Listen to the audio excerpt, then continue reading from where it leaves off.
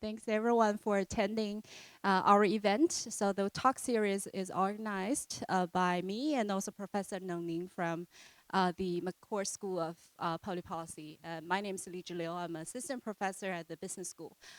So today it's our great pleasure to have Professor Jeffrey Ding from GW. He's an assistant professor of political science.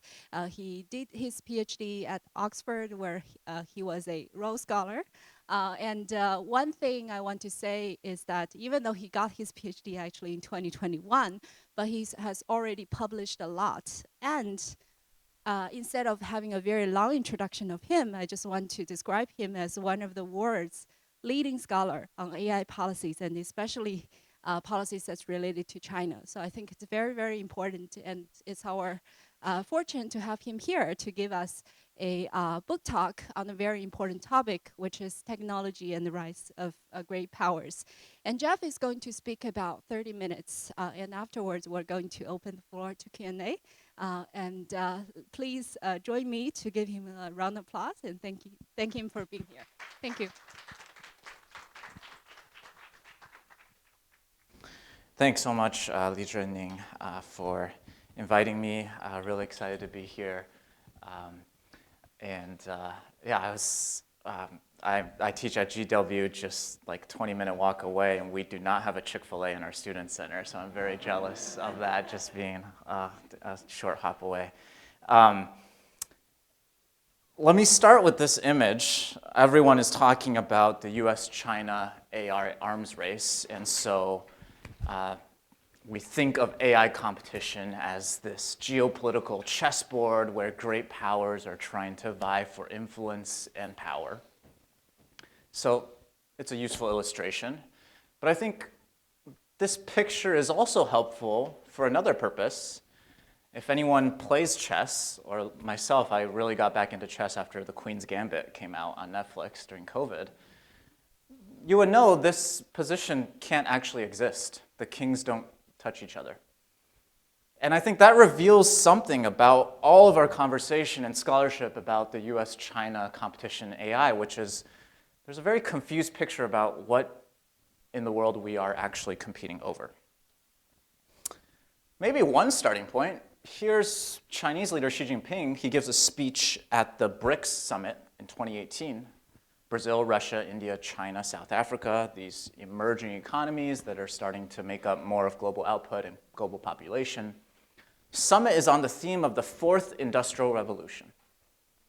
And he gives this speech calling back to these past three industrial revolutions and how they fundamentally changed the development trajectory of human history. What happens in the Chinese system is the leaders give speeches, and then analysts and commentators interpret those speeches a few months later. And so here's an authoritative Chinese Communist Party publication, 学习时报, Study Times. They go back and analyze that exact speech from the BRICS summit, and what I want you to take away from this slide is they highlight this variable of productivity leadership. In these past industrial revolutions, these countries took advantage of technological innovations and became the #1 productivity leader. And that became the basis for global hegemony. Those of you familiar with international relations scholarship will resonate with that. In terms of here's historian Paul Kennedy's seminal text, right? The title of my book is a play off of this, where he goes back and looks at the historical pattern by which great powers rise and fall, and he points out this process. Technological changes lead to differentials in growth rates. We know that productivity is the key determinant of long-term economic growth differentials. That leads to a shift in the global economic balance of power. Then that will gradually impact geopolitical and military influence. But let's not forget, the causal chain starts with that arrow. How do new technologies affect a shift in the global economic balance of power? And who becomes the economic leader?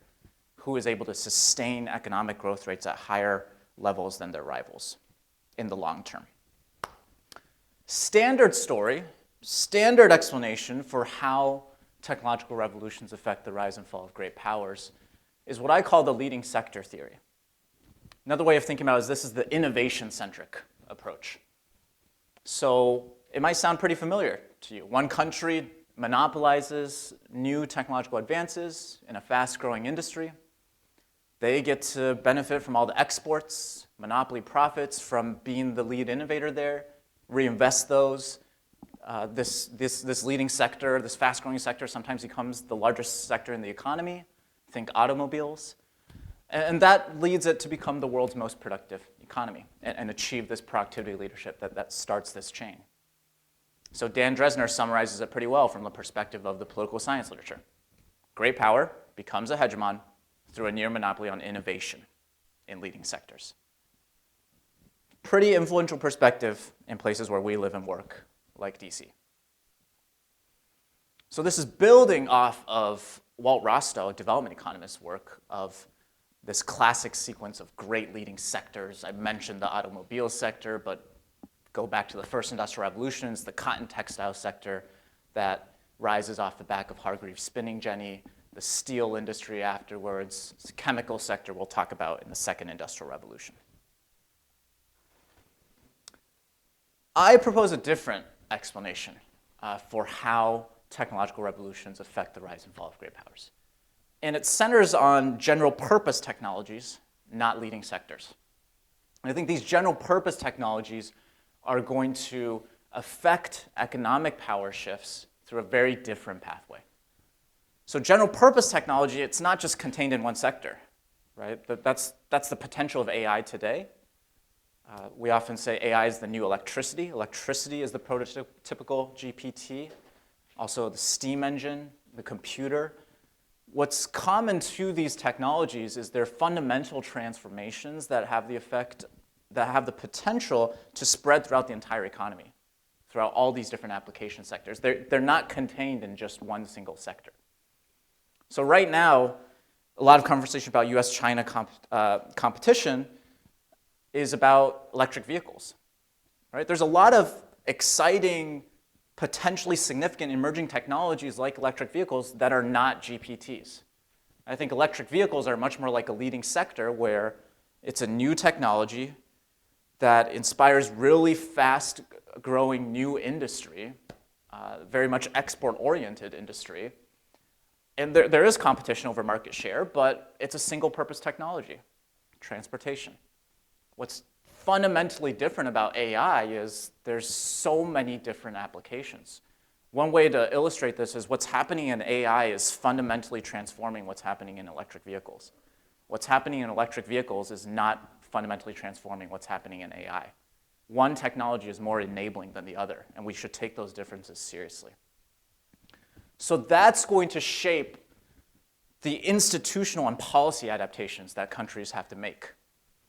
I highlight the institutional ingredients for success in competition over general purpose technologies as the education and training systems that widen the base of engineering skills associated with the GPT.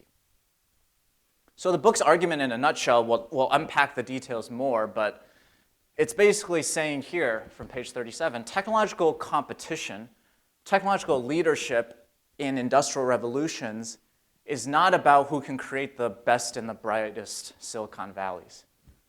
It's not a sprint to innovation. It's a marathon won by the countries that can cultivate the best connections between their Silicon Valleys and their Iowa cities, which is where I grew up. How can you diffuse those innovations from the frontier firms and the universities to small and medium-sized businesses across the economy? Okay, so that was the overview. I'm going to get a little bit more into the theory, show you some historical evidence from the second industrial revolution, and then we'll come back to that opening slide, that chessboard. What does it all mean for U.S. China competition in artificial intelligence? Okay. The basic framework for all of these explanations is new technologies present certain demands, and countries have to develop the institutions to fit those demands. So when we talk about institutions, we might care about democracy versus autocracy, the differences in political regime. We might talk about specific policies. For the purposes of my talk in the book, I focus on institutions of skill formation because human capital is such a bottleneck to technology development, and I think skills permeate all these other institutions we might care about. Leading sector, the conventional wisdom, says it's all about that initial moment of innovation, that eureka moment, the heroic inventors, the technologists you see that grace the pages of MIT Tech Review or Wall Street Journal. Those are the moments we oftentimes celebrate. And so if that's your picture of how technology shapes the economic balance of power, then you're going to care about institutions for monopolizing and cornering profits in those leading sectors. You're going to care a lot about, can we strengthen our intellectual property rights regime to prevent technology from leaking out? Can we implement some policies to make sure those crown jewel technology secrets don't leak to adversaries? Can we invest a lot in cutting edge R&D and train the best and the brightest talent? GPT diffusion theory starts with not all technologies are created equal.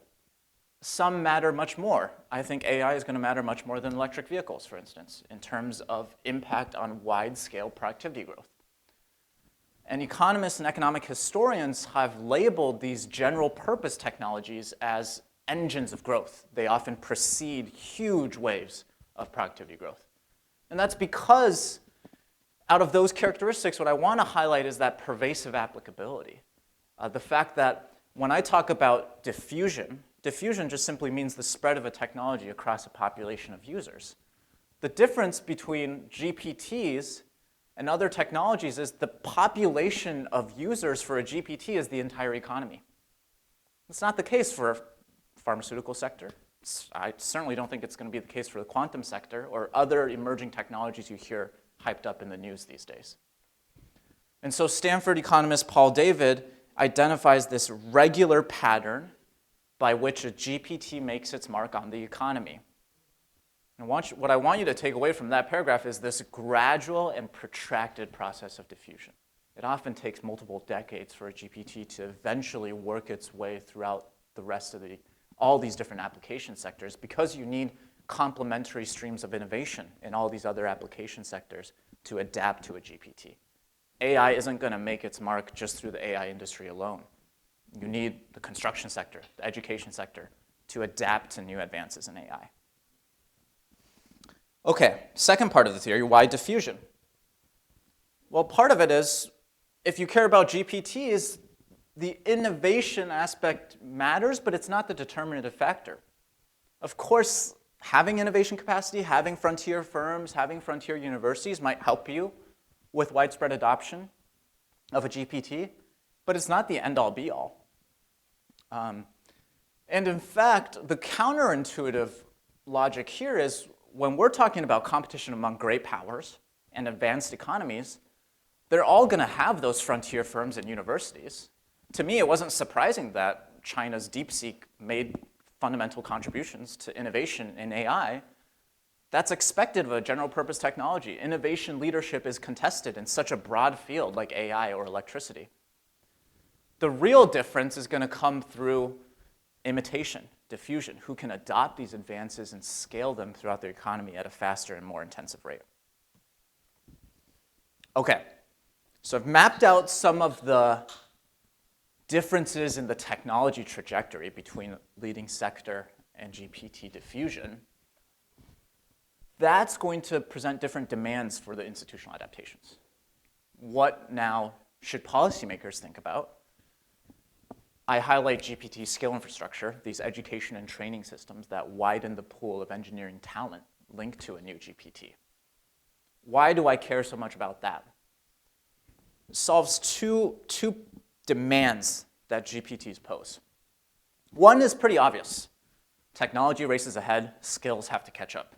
Human capital upgrading. It's not necessarily unique to GPTs. What is unique to a general purpose technology is those skills and that learning, those engineering skills are really necessary to coordinate information flows between the GPT sector and all these different application sectors. So in contrast to, say, leading sectors, the pharmaceutical industry, the education industry, the construction industry, they don't need to know what's happening in the electric vehicle industry. Very different story for AI. For AI to make its mark, you need a lot of coordination between all the application sectors and what's happening in the GPT sector. The education tutoring services industry, if they're trying to personalize education, they need to know, okay, how do I benchmark and adjudicate between different large language models? Which ones are more effective? Which ones have less biases? Construction industry needs to know, wait, does this whole class of transformer models that has revolutionized large language models, does that also apply to computer vision and AI? And what are the computer vision applications in the construction industry? Engineering skills standardize and systematize those knowledge flows so that you have more implementers that can adopt GPTs across all these different application sectors. So it's no surprise that oftentimes in the wake of a new GPT, you have a completely new engineering discipline. Think electricity and electrical engineering. The computer science, it doesn't have the word engineering in it, but it's very much an engineering-oriented discipline. Okay, I'm done with the theory. We can get to the actual evidence and get to the U.S. China stuff that you all are here for, but I just want to sum up the main takeaways from the theory. On the leading sector side of the story, that top row, you have three differences in the contours of the technology pathway. Three differences in how the technology makes its mark between leading sectors and GPT diffusion. And then in that last column that suggests different institutional adaptations. Right? So for leading sectors, it's near immediate impact of these new fast-growing industries. GPTs, it's prolonged, protracted, lopsided in the later stages of the technology. It's going to take multiple decades. What's the key phase of technological change that matters most for differentiating between countries for leading sectors? It's about who monopolizes innovation, who pioneers, who first commercializes or first pioneers new breakthroughs. GPT diffusion, it's about this edge and adoption. Breadth of growth. Is economic growth and technological change concentrated in a few great leading sectors, as the leading sector approach would predict, or is it more dispersed and broad-based, as would reflect a GPT at work? And then finally, what are the institutional adaptations? In skill formation, it would be, how do we prevent crown jewel technologies from being stolen by adversaries? How do we deepen our skill base to train the best and the brightest? For GPT diffusion, it's actually about widening this base of average engineering talent linked to a GPT. Okay. Historical evidence, we're basically going to trace those two different mechanisms in the Second Industrial Revolution, 1870 to 1914. Does the historical evidence support what the leading sector approach would predict or what my GPT diffusion theory would expect? So background here, 1870 to 1914, all these new innovations that have warranted the label of a second industrial revolution from a lot of scholars. So you have a technological revolution, and you also have an economic power transition. This is where you have the relative decline of Britain as the hegemon and the rise of Germany and the US in terms of economic strength. Historian David Landy says this is essentially a shift from a unipolar to a multipolar system. Okay. The only other piece of background information I really want to underscore here is if we care about productivity leadership, as I motivated us with in the first couple slides, it's the US in the blue that surpasses Britain in the green to become the clear economic leader before World War I. Germany does not overtake Great Britain in terms of economic productivity. And so the crucial task in this exercise is to answer the question, how did the US capitalize on the innovations of the Second Industrial Revolution to become the preeminent economic power? And by the way, this has real stakes, not just in World War I, but World War II. This whole idea of the US as an arsenal for democracy in both those wars, that arsenal comes from the productive power of the US economy. Okay, the three technological dimensions: impact time frame, the phase of change that matters, technological change that matters the most, the breadth of growth. On impact time frame, sure, Germany very quickly dominates chemicals production. This is the most scientific industry of that time. They benefit from their industrial R&D labs, and we do see some immediate effects. It's very hard to make the case that the chemical industry had a very quick impact in the US. The US was late to establish industrial research labs here. We have a lot of qualitative and quantitative evidence that shows electrification's impact on US economic productivity became significant only after 1914, and that's expected with a GPT. It takes multiple decades for a GPT to diffuse throughout the economy. Similar story for internal combustion engine and the automobile industry, some of the other technologies that scholars highlight in this period. In fact, the key timing, I think, the key GPT at work was these earlier innovations in the mid-19th century with the turret lathe and the milling machine. These were machine tool innovations that allowed you to cut and shape metal and wood in more precise ways. And that lets you do interchangeable parts manufacturing. So standardized parts means when your bicycle breaks down in 1880, you no longer have to replace the entire bike. You can just replace the part that broke down. Same thing with the sewing machine. Same thing with the firearm. See how this system of interchangeable parts manufacturing starts to affect all these different industries. And the timing works out because they're earlier innovations. Now the diffusion of these machine tools throughout American industry has time to work its way throughout the economy. And at the time when the US rises, this is in line with the timeline of a GPT diffusing. Phase of relative advantage. Is it about innovation leadership or diffusion leadership? US is not the first. US does not monopolize innovations in all these leading sectors. There's a lot of data on that point. I'll highlight this quote from the British Institute of Electrical Engineers. As they reflect on the situation, they're trying to understand, wait, what's happening here?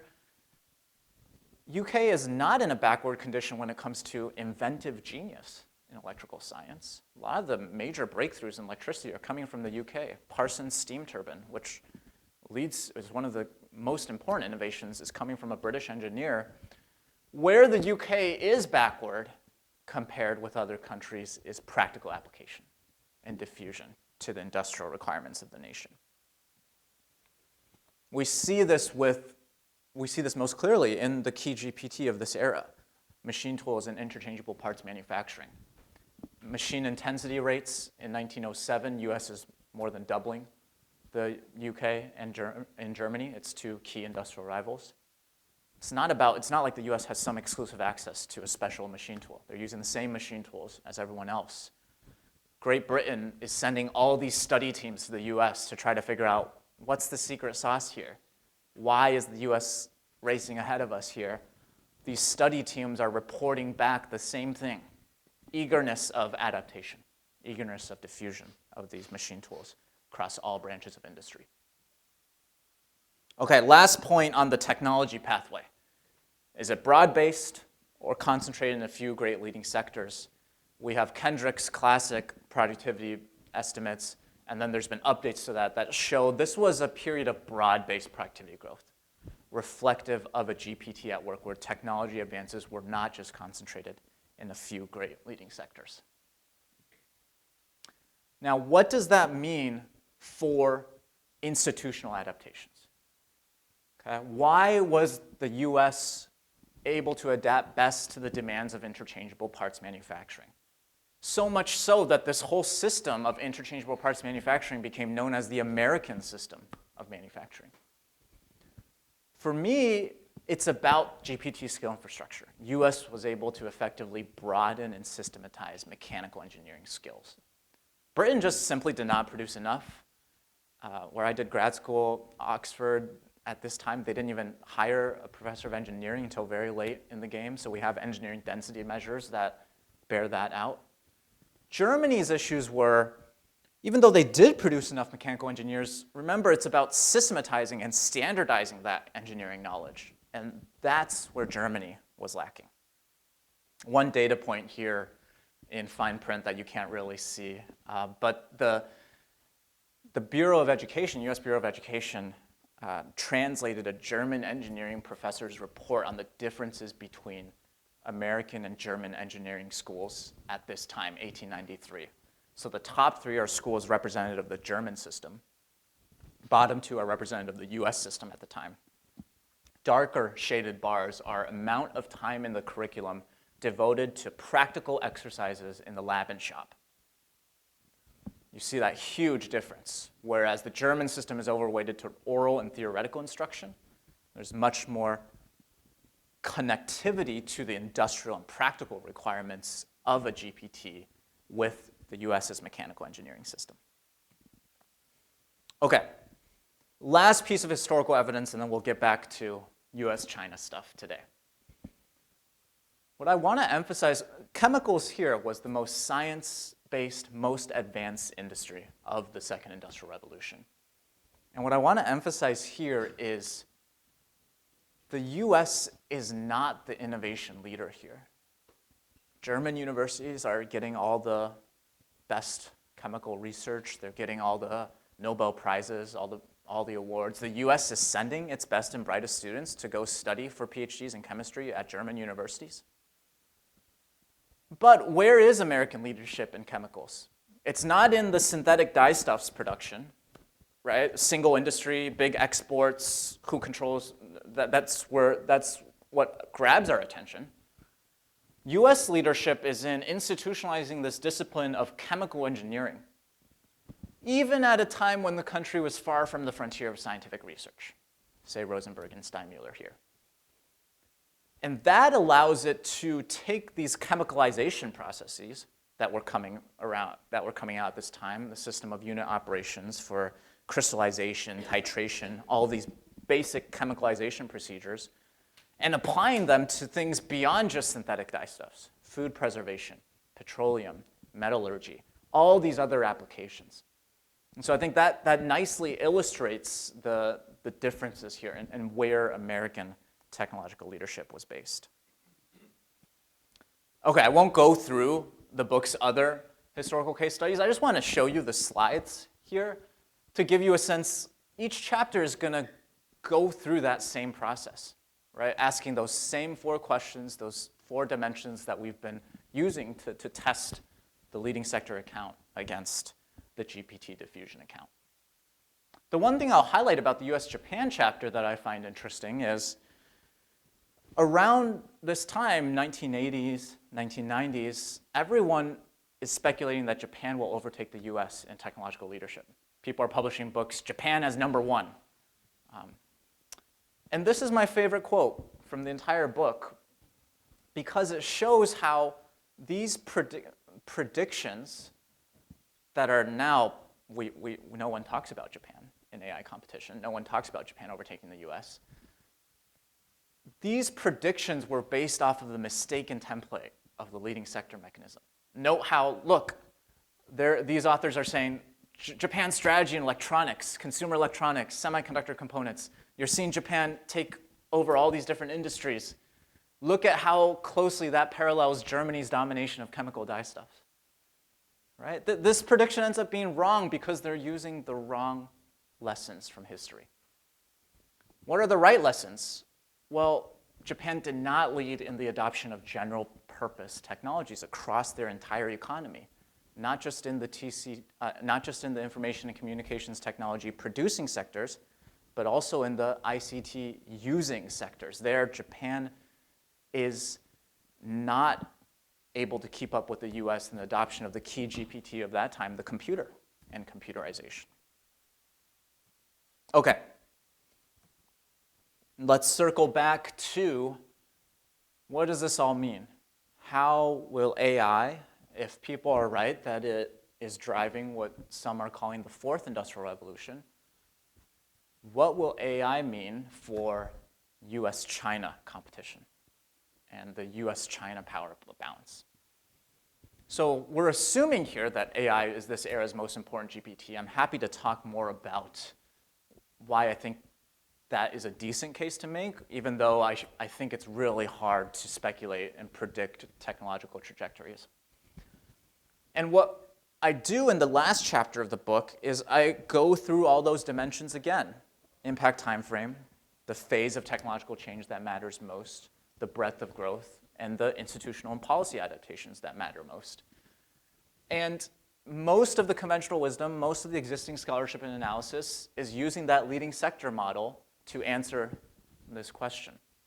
And I'm showing on each of those dimensions, GPT diffusion theory suggests something very, very different. Okay? So on impact time frame, almost all the analysis, and I'm not picking easy targets here. This is the National Security Commission on AI's final report.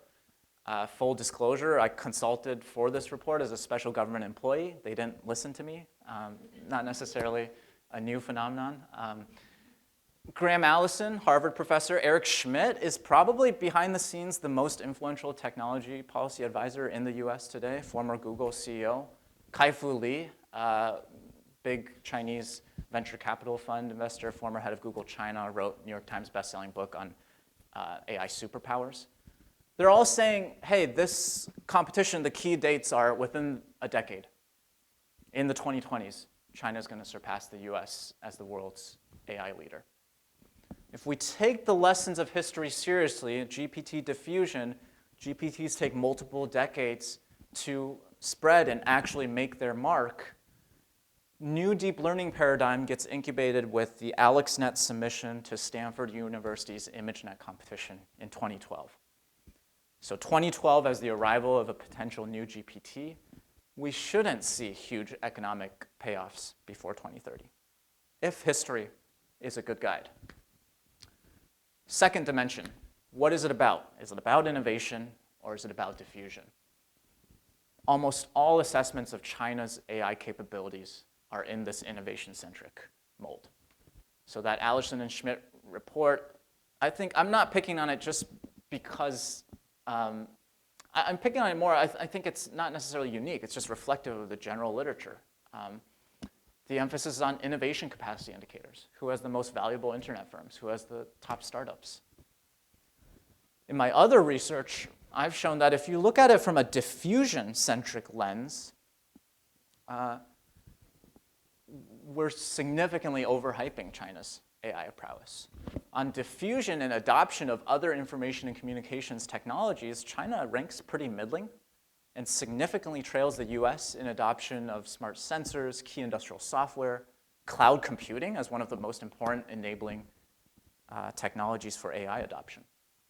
And so this is other research where I went through all these different science and technology indicators collected by all of these different organizations and indexes.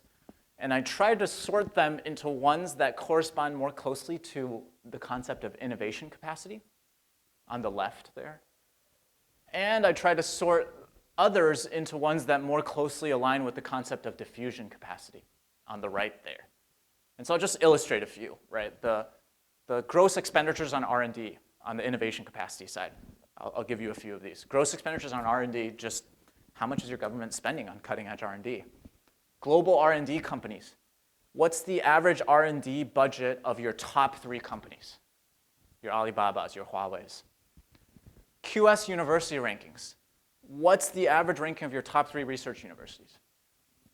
On all those, China is right up there. Their average global ranking on all of these is up there with the top science and technology superpowers of the world. Right side, diffusion capacity. Here now are measures of adoption of information and communications technologies across the entire country, not just in Shenzhen, not just in the first-tier cities, not just in the frontier firms, but I care about what's the adoption rate of a small, medium-sized business in Qinghai or an inland province. University and industry research collaboration. How well do different parts of your science and technology ecosystem talk with each other and collaborate with each other? On all of these measures that are much more closely linked to diffusion capacity, China actually ranks pretty middling. Okay, third dimension. are we focused on just a few great sectors, as I think a lot of China's strategic planning is focused on, like Made in China or the Strategic Emerging Industries Plan?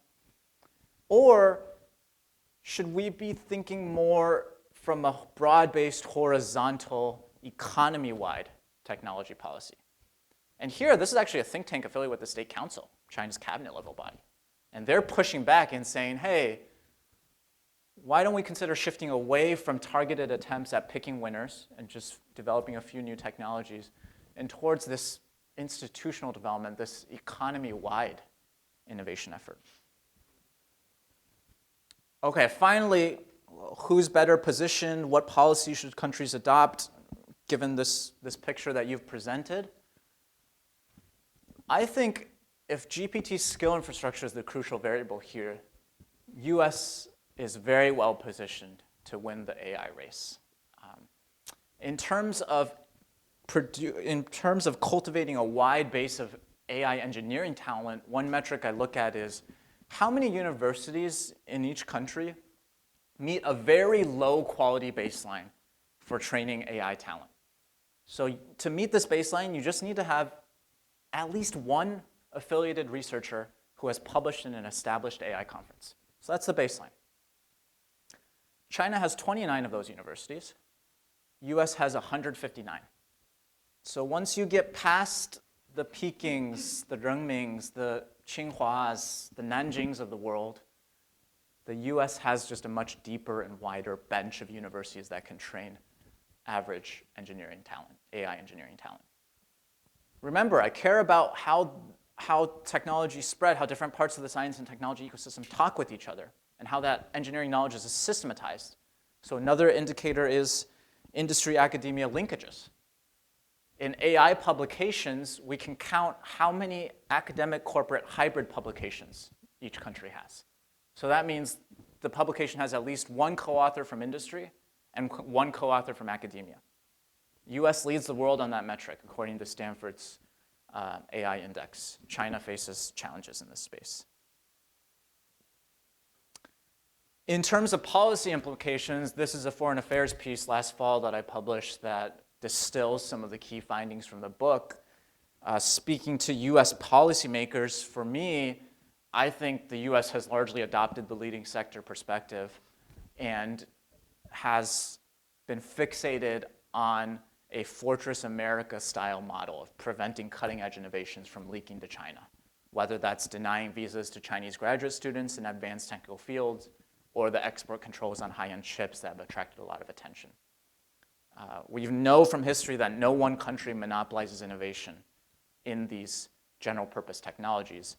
Instead, the US should adopt a run-faster model and prioritize improving its GPT skill infrastructure, whether that's investing more in STEM workforce initiatives or providing alternative pathways through community colleges to training AI engineering talent.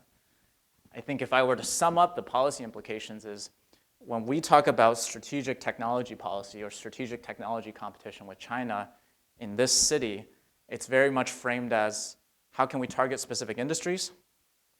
How do we prevent leakage?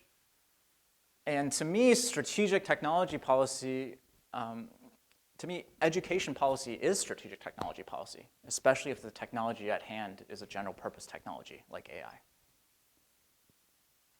Okay, let me leave it there. The hope is that this book provides a better understanding of how technological revolutions affect the rise and fall of great powers. It's available for purchase anywhere you buy your books, including on that table back there. So if you found the talk interesting, or if you just want a little bit more fuzzy, faded orange color on your bookshelf or in your life, please pick up a copy. And thanks again for having me. Looking forward to the discussion to follow.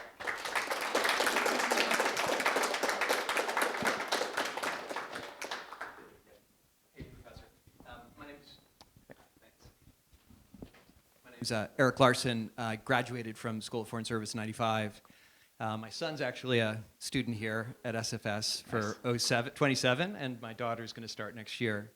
School of Foreign Service. Wow, are you in communications with like the Georgetown like publicity department or Yeah, something? it's all beautiful serendipity. But another bit of serendipity is I just read your book, and cool. it was magnificent, and I made my son read it, and then he just texted me yesterday and said, kind of beautifully, you were here today, so this is just, it's wonderful. Now, I got to say, the book was super authoritative, and I'm in private equity and in venture capital, and do a lot in AI. In fact, my venture capital firm led the last 3 rounds into OpenAI. Okay. And so I read your book with the lens toward thinking through this 4th industrial revolution, this agentification. So your construct around mechanization, electrification, informatization, and now agentification. Yeah. And your construct around GPT versus LS is super persuasive to me. But my question to you, if you believe as I do that Gen AI is the single most powerful GPT in history. It's the most powerful technology humanity's ever created because it's a multiplication of human intelligence. Right. And in my view, this is the first technology that is going to obsolete more jobs than it's going to create in counterbalance. Yeah. And your construct around skill infrastructure and human capital is super retrospectively applicable, but in a world where we're going to have automation, first augmentation and automation, but then elimination, especially of knowledge worker jobs. What does upgrading human capital mean in that construct? And if the construct is still applicable, what are the characteristics that American institutions can stimulate to promote that diffusion and propagation and fast adoption? Because your construct is very persuasive. I'm just deeply intellectually curious if it breaks down in a technology that obsoletes more human work than it creates. Yeah, great question. And thanks for bringing your whole crew to the talk. I think from a high-level perspective, I don't want to claim too much, right? My claims here are, if you think that AI is going to follow the pattern of what we've seen from past GPTs and great power competition, then here's what we would expect. I think, so I would call that the outside view, right? I'm not invested in these companies. I don't know everything in terms of the new technical breakthroughs. So I think there is this other view of the inside view, which is AI is categorically different. It is this, you solve intelligence and you solve everything, and we can't really rely on the lessons of the past. For me, it's about, I want a lot of different ideas in the marketplace. And I think most of our thinking about AI policy comes very much from this inside view. What does Sam Altman think? What does Dario Amodei think about AI policy and what the US should do? I think hopefully getting some of these lessons from history, maybe they don't perfectly translate, but at least it injects a little bit more diversity into that idea space. So that's high level sort of rant. Specific question, will GPT skill infrastructure have to evolve in an age in which recursive improvement of AI agents and systems might lead to displacement of knowledge worker jobs? So 2 things. One is, let's accept the premise. I think there's still a huge role for engineering style talent in the form of monitoring these systems, maintaining these systems, upgrading these systems. And so it might be that engineering talent just evolves in some way. I don't know what exactly that looks like. But I think my true answer to that is, when you said in your question, this is the first technology that makes it easier or that could help accelerate almost human intelligence. And for me, it's like, is that so different from the electricity? Is that so different from the computer can do? It's probably more intelligent than me. Is that so different from the computer? Is that so different from the conversations we were having about earlier generations of information and communications technologies? The example that I like to give is, think about Microsoft Excel and conditional formatting. How many people actually know how to use the conditional formatting function in Excel, even though it could drastically improve productivity?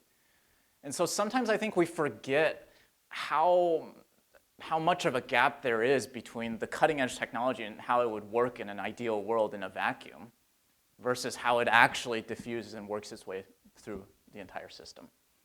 But the point is taken, and I think that would be an extension to this project, is how does GPT skill infrastructure shift, right? Because in the first industrial revolution, the education and training systems are not universities. They're these like mechanics institutes where people are taking evening lectures on applied mechanics. It shifts to more of these technology schools and some land-grant universities in the second industrial revolution, and then it becomes very formalized in the third industrial revolution with software engineering, computer science education at universities. But who knows how the form of that skill infrastructure will change in the future. I think the function will still remain pretty similar in that there is some sort of engineering function to implement across all different sectors, but I don't know what the form will be. It's a great question.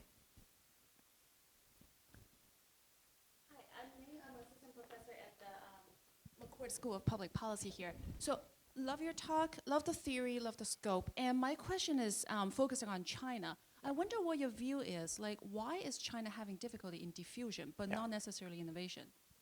Yeah, it's a great question. So for me, to be honest, a boring part of the answer is just more developed economies are better equipped to diffuse these information and communications technologies because their businesses can invest more in cloud computing upgrades. And so wealthier economies, you know, if you run the regression, GDP per capita is statistically significant and very positive. That being said, I think China has had some advantages in terms of diffusing certain types of technologies, like high-speed rail or mobile payments. But those are not general-purpose technologies. I think the high-speed rail infrastructure case, that's something that the government can almost coordinate from the top down and mandate, and that is something that a more centralized system can benefit from. Mobile payments, there's unique stuff there in terms of not having the legacy infrastructure of credit cards, but a lot of these consumer-facing apps that spread very quickly, the adoption is pretty costless. You download an app. Whereas adopting a large language model or adopting cloud computing, that will sometimes require you to maybe have some engineering talent in the office. That might require an organizational change and layout change.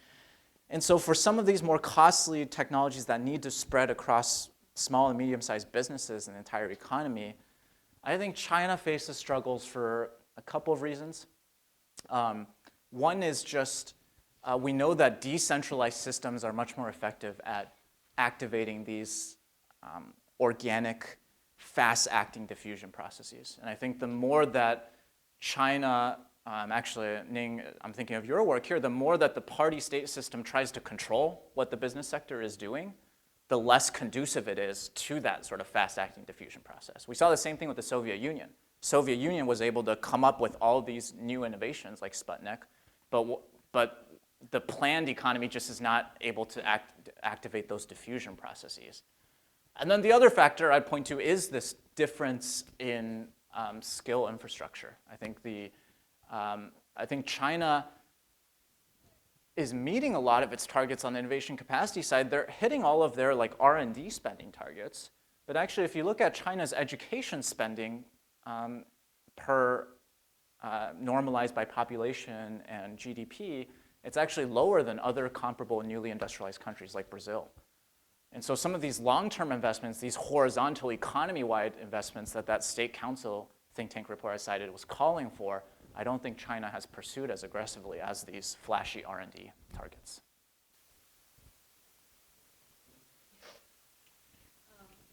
Assistant Professor of International Business.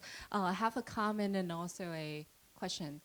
First of all, I really like the talk, and it actually reminds me of a book written by management scholars called Power and Prediction. So basically supports the same idea that a lot of this kind of innovation actually depends on diffusion. So basically the idea is that when electricity first came out, everybody thought it's a revolutionary innovation, whereas it actually took 50 years for the world eventually adopt it across different industries and leads to a lot of productivity growth. So they basically made the same prediction that even though AI, now everybody thought it's going to change the world overnight, it won't. It probably will take another few decades, probably like even more than up to 2030, probably 2050. So I do think that that's very insight that resonates with some of the other leading works in this area. And my question is, though, I think it makes a lot of sense to think about institutions that protects cutting edge innovation and institutions that promotes diffusion, right? In the US, it seems that US right now is the leader having institutions that support both. But in many ways, you can also think that there's an inherent tension between these two types of institutions, especially the institutions that protects the intellectual property rights of the leading sectors and companies, probably will make these leading companies become vested interests that try to block institutions that promotes diffusion. How do you think about that? Do you think that's going to be the future of the United States? Do you think that would actually make China having some kind of advantages in the future, partly because it doesn't have so much of a cutting edge innovation? Yeah, it's a great question. I think well, first of all, thanks for flagging that work by Chinese scholars on this topic. I think the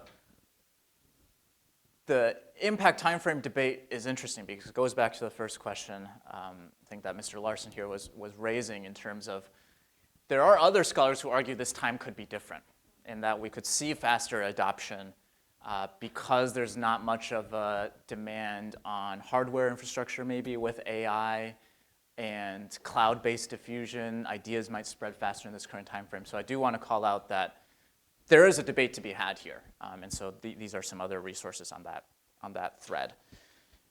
In terms of this tension between leading sector innovation and GPT diffusion, what you were bringing up, Lija, reminds me of in the third industrial revolution case, U.S.-Japan competition in computers,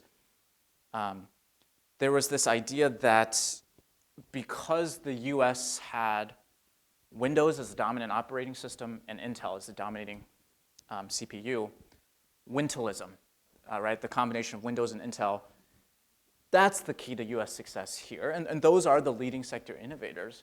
What was interesting as I was digging more into that case was I found there was a huge role of antitrust actions against Microsoft to make sure that they weren't overly controlling of this technology.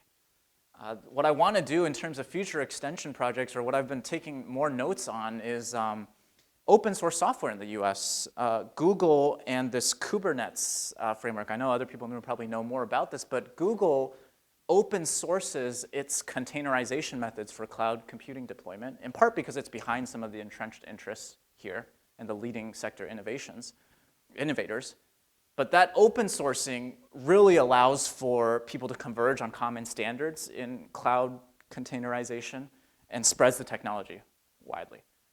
And so yeah, the question there for China is, so one question there for China would be, how strong are the antitrust protections? And how strong is the open source culture? I think we're starting to see that grow in China as a way for tech companies to almost fight amongst themselves in terms of taking out the vested interests, established interests who don't want to share the technology widely or only want to use their own proprietary standard. And so those would be two indicators I would be looking at in the future.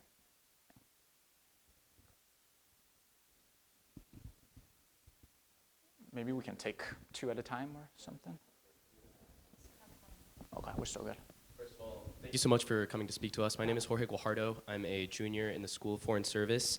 I think one of the things that we learn is that innovation can indeed happen in tandem along with two great powers, right? As we see in the case of DeepSeek, which is open source and developed, in collaboration with MIT. But when it comes to diffusion, something that happens specifically on a state level, what do you see as a potential impact to the global order if China is able to one day outpace the US in diffusion? Yeah, it's a great question. So I think for me, one of the main concern of this book is, on that question is, will China eventually overtake the US as the leading global power? And we've seen in the past, the key step in that process is taking advantage of new technological revolutions to become a more productive economy. So China right now is still very much like maybe at 40%, 30% of US in terms of total factor productivity. So Japan starts at around that number and gets to 95% of US total factor productivity at its peak. I think that's one possibility if China really does win this diffusion race with general purpose technologies, if AI's promise is borne out, right? And so that would have implications for the overall power balance. I think for other considerations, other reasons why this is really important to track is the Chinese Communist Party's claim to power is very much based on performance legitimacy. And that comes from this bargain with the people, which is we stay in power, you continue to see sustained economic growth. And so as other growth drivers fade, the demographic dividend, the population's aging, as those fade, urbanization, you can only move so many people into cities. As those two other growth drivers fade, you see Chinese scholars, you see the Chinese policymakers turn towards technology as that driving factor for this like new productive forces. This is the driving factor for trying to sustain economic growth. So I think there's the geopolitical power balance implications, but there's also just the Chinese stability considerations here, performance legitimacy considerations.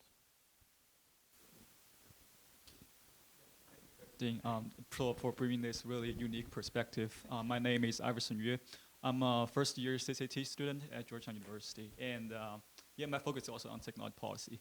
And my first question also sort of resonated with last question. So I want to touch on the sort of cross-border nature of AI. Yeah. So I'm also wondering, like your evidence about the first industrial revolution and second industrial revolution is focusing on the domestic manufacturing and productivity. So I'm wondering, like, so for example, like the global adaptations of DeepSeek or global adaptation of ChatGPT, is that sort of meaningfully contribute to the productivity or the diffusion as you define it? So yeah, that's sort of my question. And another question is, your focus is on the adoption rather than innovation. But as like I think 2 months ago, as the DeepSeek comes out, and it like significantly burned the U.S. stock market. Right. So what I'm thinking is probably the innovation won't be really effectively impact the adoption stage, but probably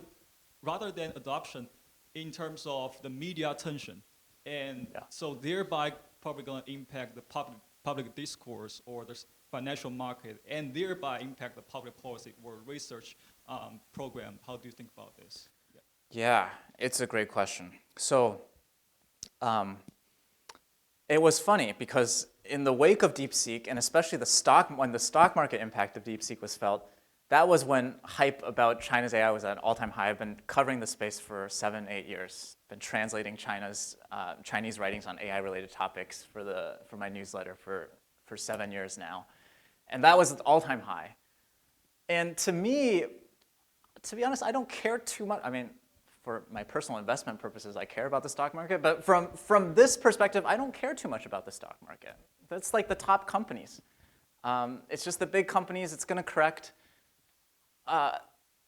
In terms of DeepSeek, for me, from a GPT diffusion-centric perspective, it doesn't matter where the initial technology is coming from. The thing I find most fascinating about DeepSeek is New York Times did this article about DeepSeek, which I'm quoted in, but the other nugget that was the most interesting from the article was by the time we were covering DeepSeek in English language news, DeepSeek was already being integrated in American engineers' workflows through an open source software project called SGLang. And so there's a nice nugget in that article that captures that. If you look at the best third-party deployments of DeepSeek today, I just translated for the newsletter a report from Superclue, which is a Chinese benchmarking organization. They evaluated 18 different third-party deployments of DeepSeek. So these are companies that might integrate a bunch of different large language models from different companies for specific products, like advanced search engines. Of those 18, the top 3 that the Chinese organization evaluated in terms of stability and performance were all American companies. Perplexity, Poe, which is a Quora subsidiary, and Together.ai. And so, to me, in the GPT diffusion world, the US could gain more from DeepSeek than China, is one way of answering that question. I think the second way of answering that question is, I agree with you that cross-border flows of technology have significantly changed in the current era from these past 3 industrial revolutions.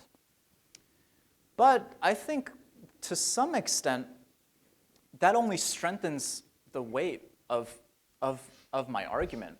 One of my favorite sources that I looked at when I was trying to study the chapter for the contemporary implications was by Andrews et al. It's this, I think, OECD paper published in 2015. They found, to your point, that initial adoption gap is shrinking. So for a technology to spread between one country and the multinational corporation in another country or the frontier firms in another country, that gap is certainly shrinking, globalization. We know that story. But the intensive adoption gap is actually increasing. That even among OECD countries, the time it takes to spread from the frontier firm to the entire economy and the small and medium-sized businesses, that gap is actually increasing. And so to me, yes, there's always been international technology diffusion. There's always been cross-border diffusion. That gap is shrinking, but the main challenge is how do you resolve that intensive adoption gap? And that's where the argument, the book's argument comes in. Yeah. Hi, my name is Chris. Chris Ojeda. I'm a recent graduate of UC Berkeley. I wanted to touch more on raw materials. I don't know how much they affected prior innovations, but China has had a significant head start on both acquiring critical minerals but also processing them. Yeah. So how is that going to play into the future of innovation? It's good. It's a good thread. I think in the past, the natural resource endowments do play a role in all of these past examples. So first industrial revolution, one of the alternative explanations I consider is some people say Britain was able to diffuse iron-based machinery across its entire economy because it had more access to plentiful coal reserves. In the second industrial revolution, some people say the US had this advantage with the American system of manufacturing because it had more plentiful wood and metal reserves, and so you could waste more wood and metal to make these standardized parts. And so it's always been in the background of these cases. I tried to make the argument that it wasn't the determining factor, and so I won't get in the historical weeds here, but the book combats that as an alternative explanation. So I think it's an important factor to consider. How does it play out with AI today? To me, maybe where the intersection would be is not so much in the strategic minerals that make up these chips, but more so in just a country's overall energy budget. And so we're starting to see if the scaling law trajectory and sort of this trajectory of companies need to build ultra-large clusters of chips. I personally think that that is not the trajectory that AI will diffuse on. But if that scaling law, ultra-large clusters, we have to keep now as tech companies even purchasing small modular reactors and nuclear companies, if that continues to hold, then a country's overall energy budget, like how much power it can put on the grid could really matter. And I saw this recently. There's a Financial Times article that came out recently that China might restrict NVIDIA H20 chips because of energy efficiency or environmental concerns. And so that could be a way where energy and natural resources play a role in this competition over diffusion.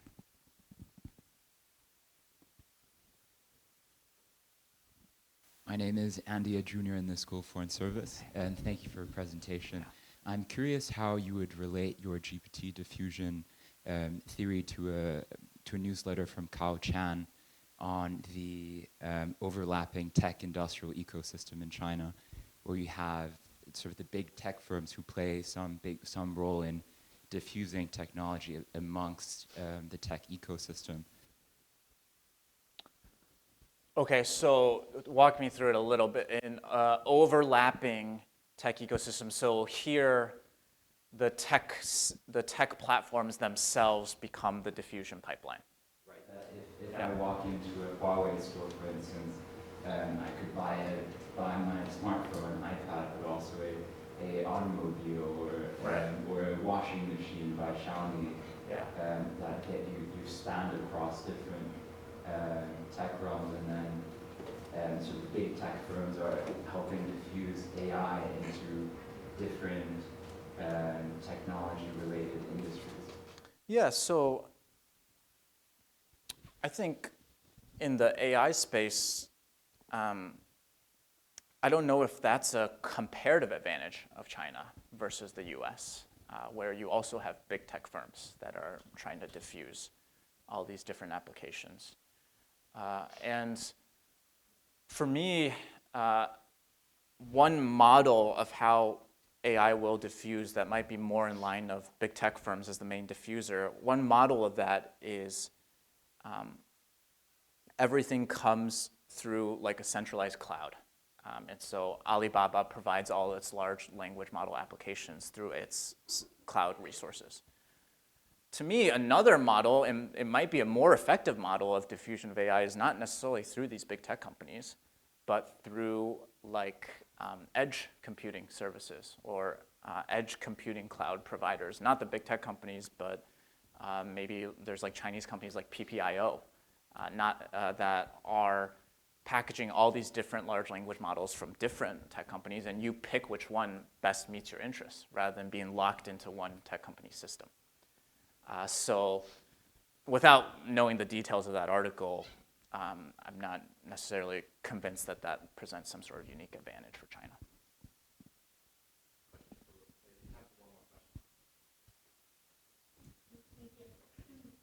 Hi, my name's Raven. I'm a junior in the SFS. Thank you for coming out here today. This was an amazing presentation. I appreciate Georgetown's not as metro accessible as GW, so appreciate you making the trip out here. I would trade metro access for Chick-fil-A though, just on the record. Yeah. Priorities. Yeah.